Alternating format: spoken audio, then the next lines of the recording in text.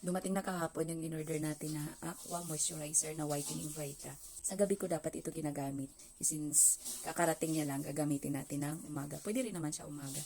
Meron din itong toner at saka facial wash. Blue set ito. Ito kasi yung set ng eye white na ang ganda niya sa hydration. At ang ganda niya ilagay kapag gabi kasi ang lamig-lamig niya. Parang may mentol yung mukha mo. Kaya pag pagod na pagod yan sa umaga dahil naiinitan, nare-revitalize siya. First time ko mag-try ng moisturizer nila na color blue. Kasi lagi kong gamit pink.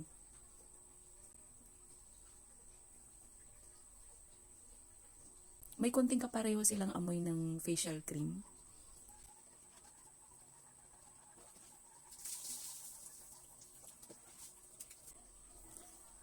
Ito na siya. Pang-revitalize at pang-moisturize ng ating mukha.